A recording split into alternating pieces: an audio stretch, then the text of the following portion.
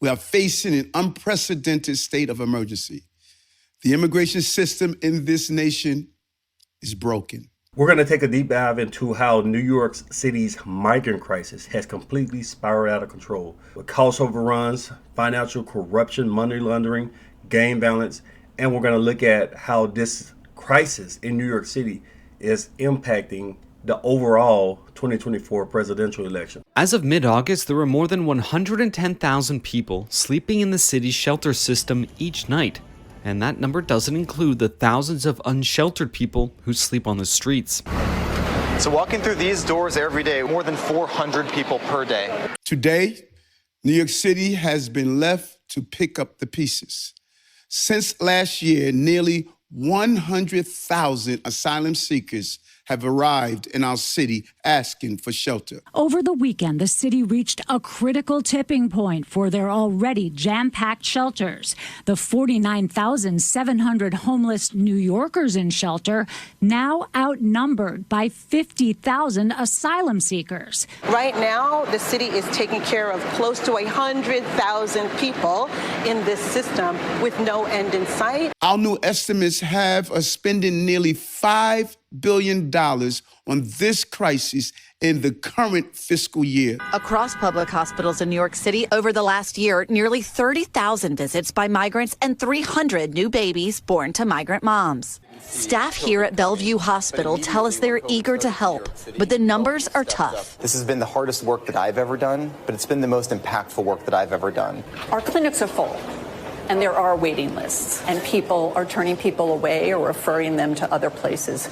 This issue will destroy New York City.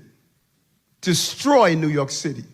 First, we're going to look at the most important concern that the residents in New York City have regarding illegal immigration, and that's crime. The NYPD says children are being used to commit violent crimes, and they're picking iconic New York locations. Showing off on social media, bragging about violent crimes and flashing guns. Police say a new gang comprised of migrant children from Venezuela is targeting tourists in the heart of Times Square. It's actually a subset of a gang, Tren de Aragua, which we've heard so much about. They call themselves Los Diablos de la 42 Crew, standing, in other words, the little devils of 42nd Street. So these are individuals that hover in and around 42nd Street. They're basically a robbery crew. And they're young, some as young as 11 years old. Police say they first targeted Central Park this summer, and now Times Square is their playground. They've gone in and around Central Park, in and around Times Square, and we like them for committing upwards of 22 robberies. And they range anywhere from snatches to wolf pack type robberies. When I talk wolf pack type robberies, I'm talking anywhere between 4 and upwards of 16 individuals surrounding soft targets, tourists, and taking them of their possessions. And weapons used, knives to upwards of guns. These teen gangs are subsets. They are branches, offshoots of the larger gangs. They're being used because the law is more friendly to teenagers. Usually when they commit these crimes, they get a slap on the wrist or they get no punishment at all. The larger gangs in New York City are recruiting them. New York City has had to deal with gangs forever. We had the historical gangs, the Bloods, the Crips, the Mafia, the mob. Now they're dealing with Tren de Aragua, and the FBI is talking about a merger between MS-13 and Tren de Aragua, an alliance, and they're dubbing it a super gang. Despite NYPD's efforts and complaints, they're using drones, in-person surveillance. They're using all types of techniques to arrest these individuals. They're putting their lives on the line to make arrests, to try to stop crimes. But when these people are arrested, the DA, the prosecutors, and the judges are just letting them out of jail. So NYPD's efforts are being wasted. Until there's a major change with the DA's office, with the mayor's office, this is going to continue. Crime is just going to continue to escalate in New York City. In addition to the crime escalating, the financial crisis is definitely escalating. $12 billion. Every service in this city is going to be impacted. As for what's driving the cost, his budget director says most of it is paying for shelter and admits there's a lot of unknowns. New York City has this thing called the right to shelter law designed for homeless New Yorkers that's being taken advantage of by illegal immigrants. New York City made this law to say no person is going to sleep on the street. Anyone who asks for a bed will get a bed. So now they're responsible for over 100,000 people getting beds, people that they didn't expect to have to finance. Have been left to deal with this crisis almost entirely on our own. New York City leaders have also been very corrupt in this crisis. There's an old Democrat saying of never let a crisis go to waste. While they're financing the illegal immigrants, they found ways to launder money back to themselves. And there's been a lot of mismanagement. It got so bad to the point where the New York City comptroller had to strip financial powers away from the mayor's office. Meanwhile, City Controller Brad Lander has restricted Mayor Adams' emergency power to grant emergency contracts on the migrant crisis. A damning audit by the controller finds the city overpaid for millions of dollars worth of unnecessary expenses. Political reporter Marcia Kramer here with the details for us. Marcia. Christina Maurice, at issue tonight is a $432 million no-bid contract that the city awarded over the controller's objections to a company that at the time had no experience providing migrant services. New York City will be dropping its contract with a medical company hired to provide services to migrants. DocGo was given a controversial $432 million no-bid contract to care for asylum seekers. The company quickly faced accusations that range from wasting food, as well as hiring unlicensed security guards and mistreating migrants. It was a big mistake to hire DocGo, and everyone knew it at the time, and they did it anyway. They call it nitpicking. We call it reviewing the invoices to see if the people that are billing you have actually done the work. The investigation into Deputy Mayor for Public Safety, Philip Banks, involves a bribery scheme and his brother, Terrence Banks, who runs a consulting business. CBS News New York has learned that Banks's firm, the Pearl Alliance, represents companies that have contracts worth hundreds of thousands of dollars with a number of city agencies. Last week, federal agents raided the homes of Philip Banks, the school's chancellor, and also David Banks, the school's chancellor, The Banks brothers have said that they are cooperating with this investigation. Additional money laundering and budgetary mismanagement includes plush hotels. They've been paying for $300, $400, $500 a night luxury hotels for illegal immigrants. They also started a debit card program, which is easily corrupted, where they're giving live debit cards to illegal immigrants up to $1,000 that can be spent on anything. They're also giving away free video game consoles, Nintendo Switches, Xboxes, PlayStations to illegal immigrants. And they're also doing no-bid contracts to laundry services. So while the illegal immigrants are in the shelters, while they're in the luxury hotels, laundry services that are being paid millions of dollars a year from New York City taxpayers are picking up the laundry from hotels, from tents, and bringing it back folded and everything for the illegal immigrants. Overall, they're spending almost $400 a day per family on these illegal immigrants.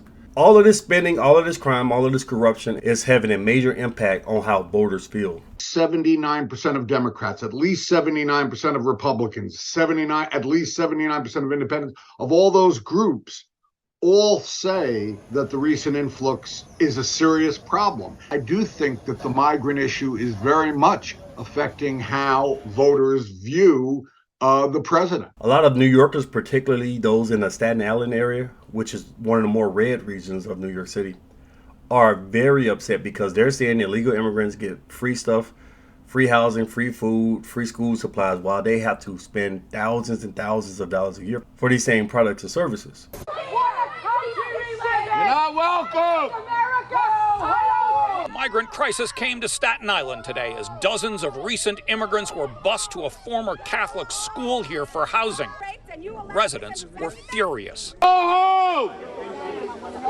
Where's the children?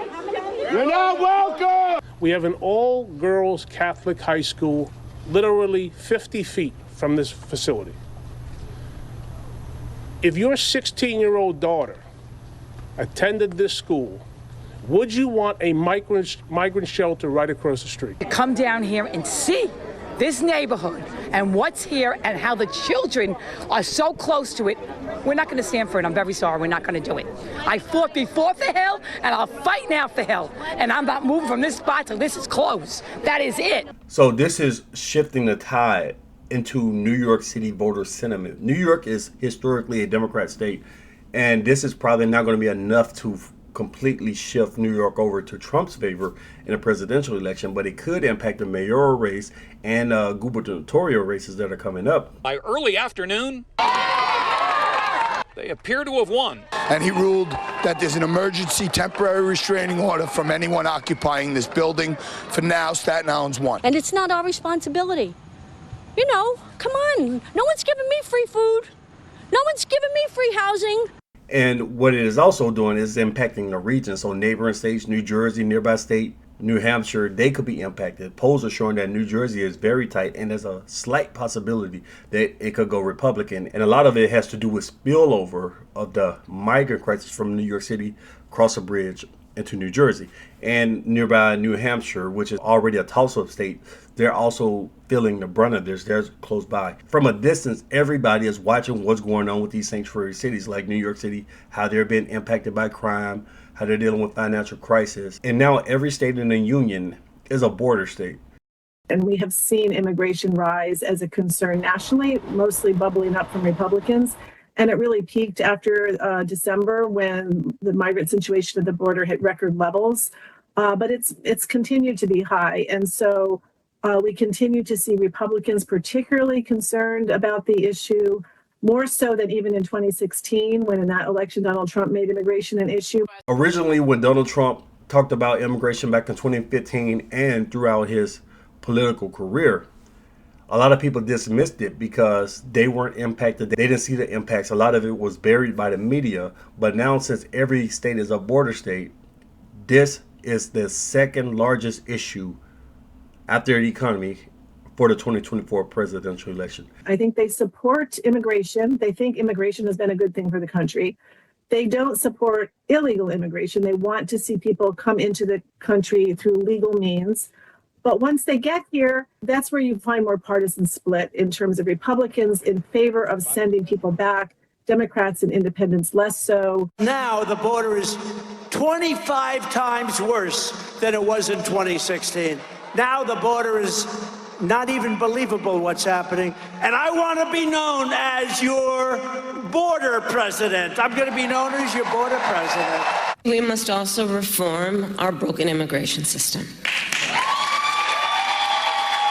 and protect our dreamers and understand we can do both. Create an earned pathway to citizenship and ensure our border is secure. We can do both, and we must do both. Voters feel betrayed and voters feel endangered. Voters from a distance are concerned that it could impact their towns, and the voters who are dealing with it directly are fearful that something could happen to them, and they're also very upset about how the funds are being spent. The New York City migrant crisis has brought with it gangs, violence, crimes, also financial strains. The mayor of New York had to cut the budget to every single department in the city in order to fund illegal immigrants in New York City. Now this is impacting the overall 2024 presidential election because now the entire nation's eyes are open to how serious this illegal immigrant crisis really is. New York City is at its breaking point, and the migrant crisis is now shaping the very future of its politics and safety. With the election around the corner, less than 2 weeks away, the question is, will this be the final straw for voters? Is immigration a voting issue for you? Is it anything you'd consider when going to the polls? Yes. Yes. I think it definitely is the major issue. And is this an issue that you'll be voting on when you go to the polls in November? Absolutely. I'm hoping that is moving the tide in the right direction. But we're frustrated that it's taking this long.